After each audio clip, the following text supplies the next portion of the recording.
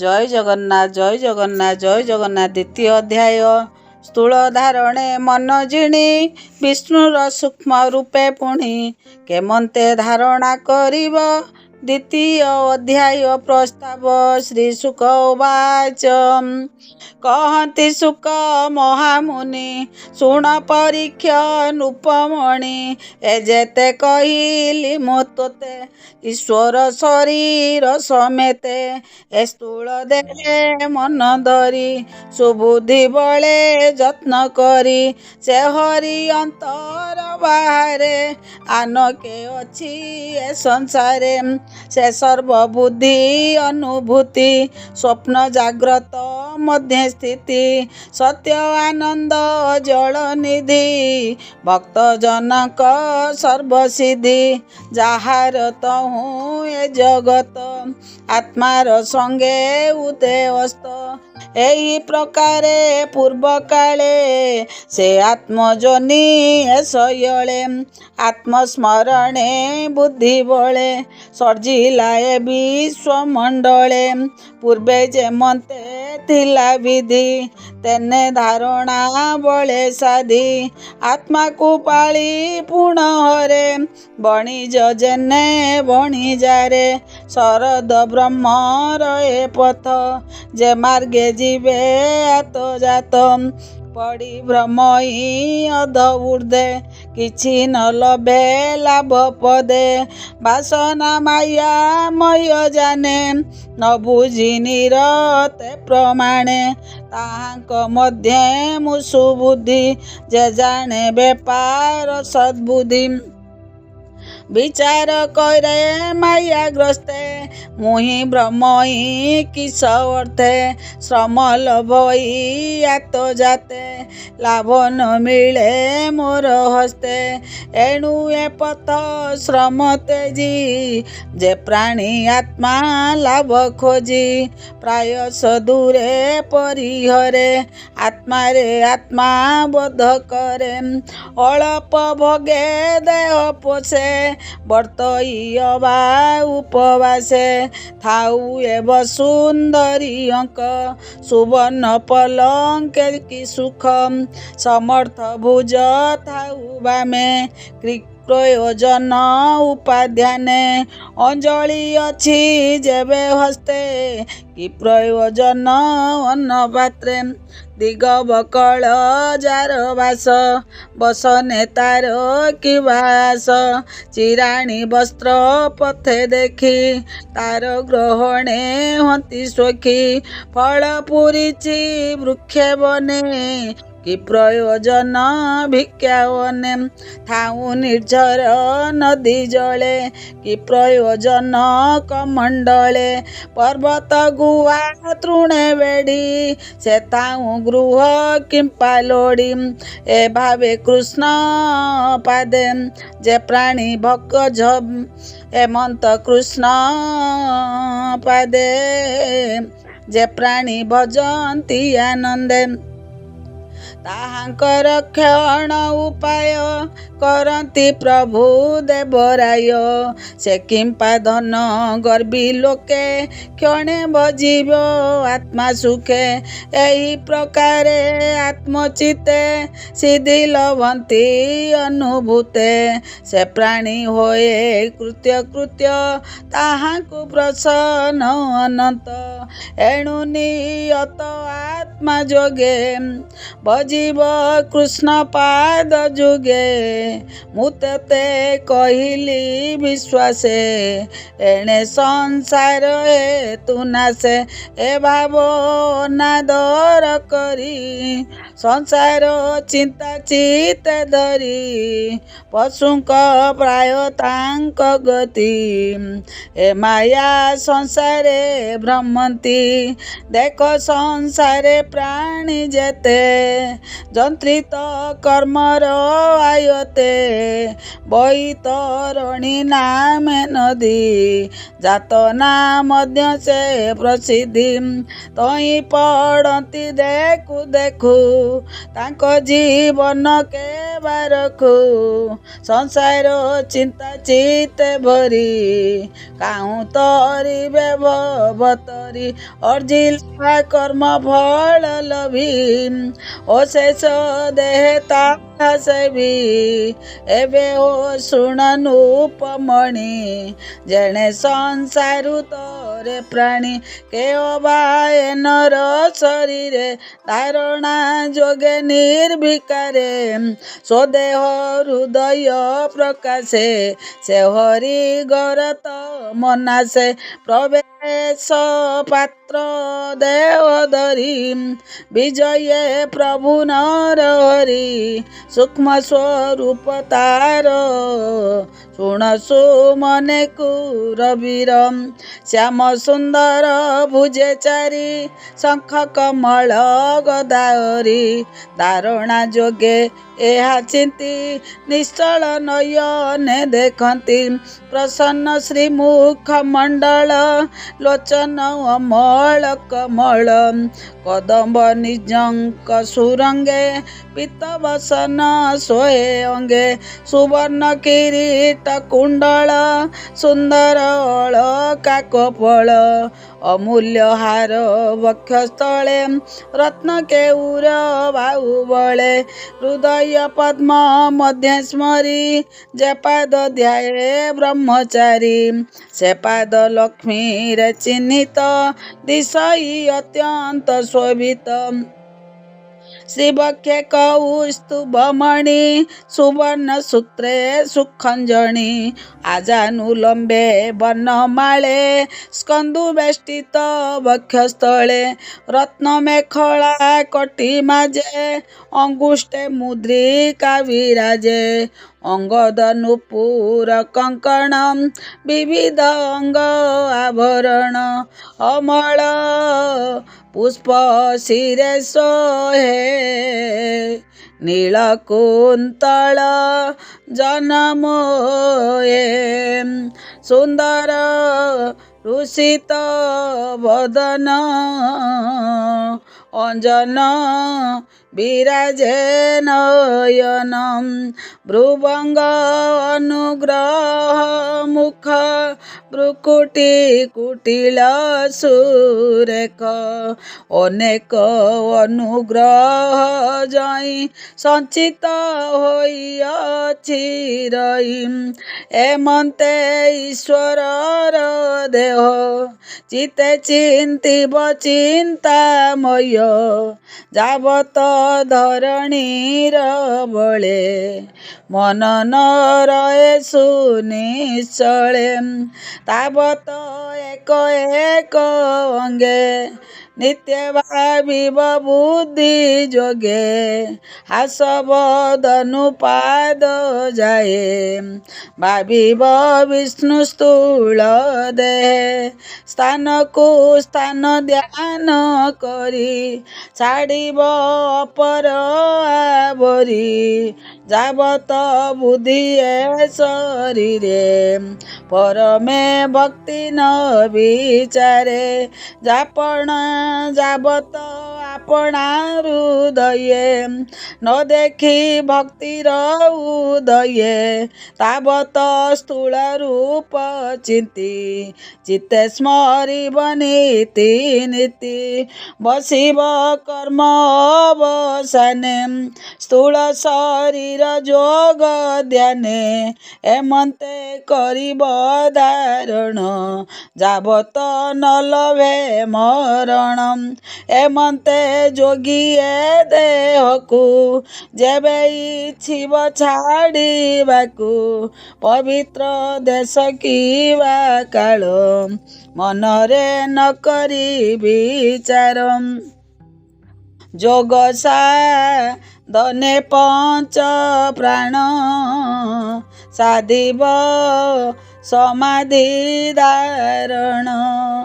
ଆସନ ପ୍ରତ୍ୟାହାର ବଳେ ମନକୁ ସ୍ଥାପିବ ନିଶ୍ଚଳେ ମନସ ମେତେ ଇନ୍ଦ୍ରିଗଣ ନିର୍ମଳ ବୁଦ୍ଧିରେ ସଂଯମ ସେ ବୁଦ୍ଧି କ୍ଷତ୍ରଜ୍ଞ ପ୍ରମାଣୀ ଆତ୍ମାରେ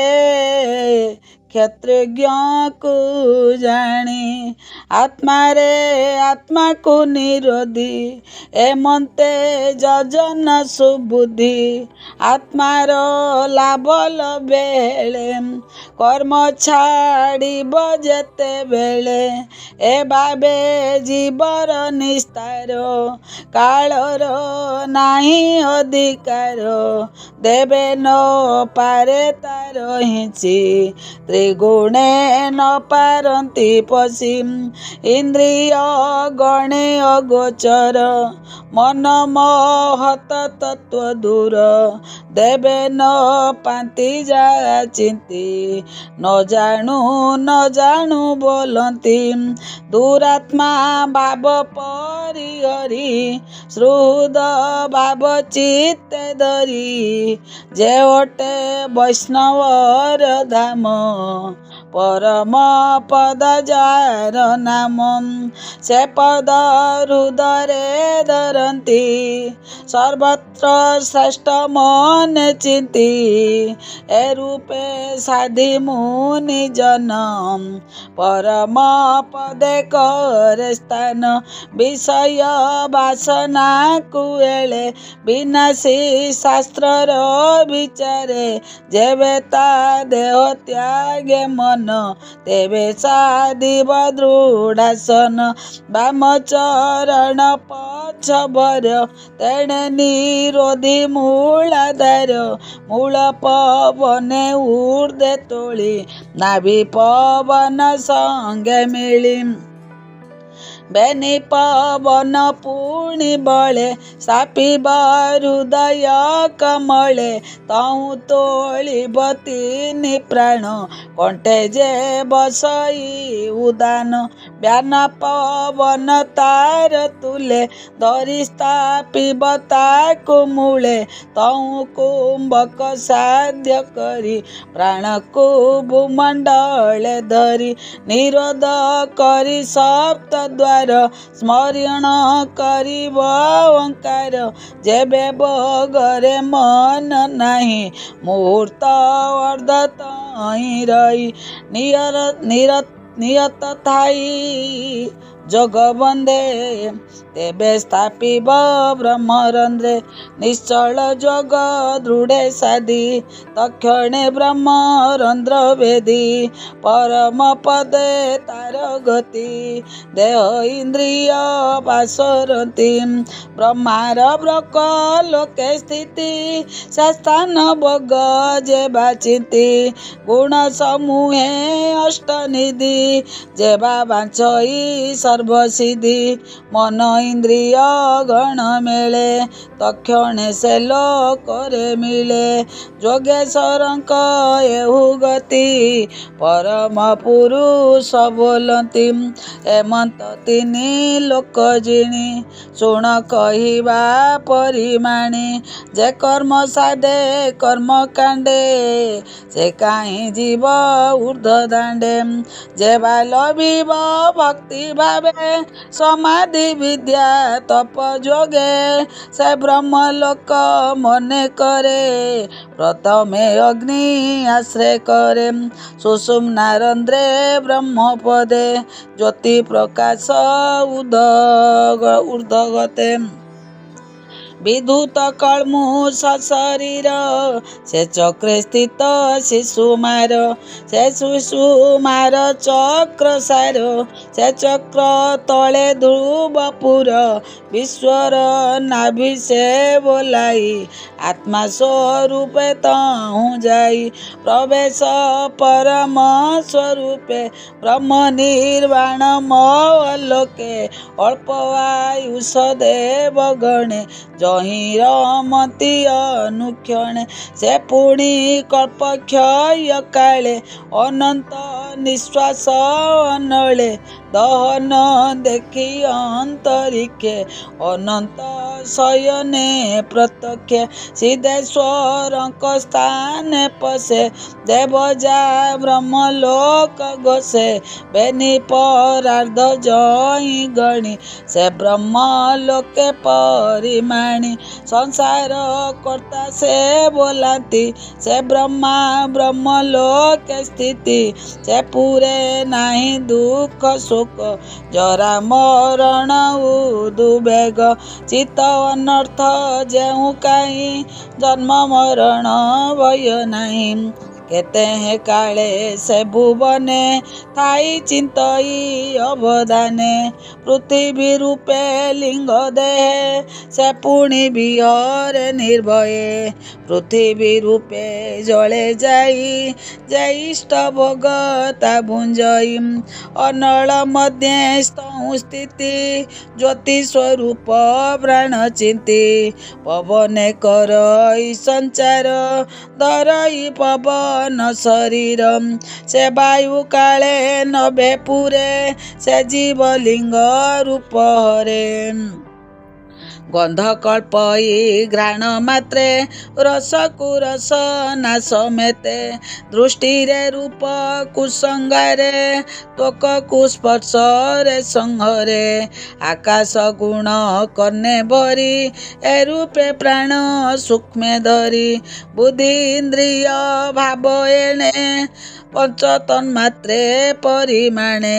ए अहंकारे तीनि गुण बुद्धि इंद्रिय रजे ज्ञान मंच विकार पंच देवा मन समेते करी सेवा ए पंच देवता समेते सूक्ष्म स्वरूपे महातत्वे से तत्व गुण संस्थान प्रधान देवंती लीन से नित्य शांति सनातने आत्मा निरोधी आत्मा ज्ञाने प्रवेश करे विद्यमाने विज्ञान आनंद तेसने आनंद ज्ञान रस भोले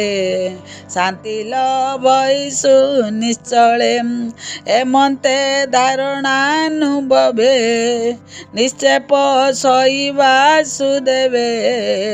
ओते लभई जेउ गति ताहाकु बोली भगवती जहि पशिले आत्मा मन लन लबे पुनरागमन शुण ए नूप परीक्षित जेणु पूछिलु भागवत तेणु कहली श्रुति जोगे तोर समीपे अनुरागे दैव काल बसान एणु कहली दिव्य ज्ञान ब्रह्मारे तपे तो होई विष्णु जे देले उपदेही से सद्य मुक्ति क्रम मुक्ति स्वभाव सिद्ध बे निगति से पथ कहली मुतते एबे तू शुण एक चिते संसारे संचरंती जेते ताको चरण पथ जेते एहिटी जान शिव पथ जात भक्ति जोग जात जेऊ पाय प्रिय भावे भक्ति लभे वासुदेवे ब्रह्मार तप कष्टे हरि जहा कहिले दया करी से ब्रह्मा ब्रह्म वेद सार सकल बुझिति निबार से भक्ति जीव सुख पथ ए भावे हेला आत्मरत से हरि सर्वभूत मध्य नीति विहरे आत्मा पदे बुद्धि लक्षणे अनुमाने निश्चल जोगी जोग ध्याने के अबा करिब गोचर जगत बाह्य आभ्यन्तरम हे ज्ञानी सर्व आत्मा भावे सर्वदा काले सर्वठावे हरि की स्मृति पते शुण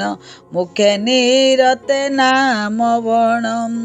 से हरि कथा मृत रस जे करे स्मृति पथे ग्रास विषय विष नासी चित्त पवित्र करे अंतर्गत गोविंद चरण कमले पसई भक्ति जोग बळे ए भागवत रस जेते सृजने शुण श्रुति पते विषया रस जाऊ नाश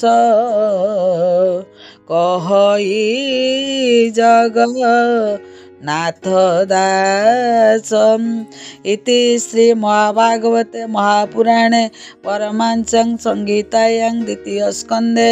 महापुरुष संस्थानुवर्णनं नाम द्वितीय अध्याय आसंता काली तृतीय अध्याय। जय जगन्नाथ जय जगन्नाथ जय जगन्नाथ। विमर्शा फिरणे भंगो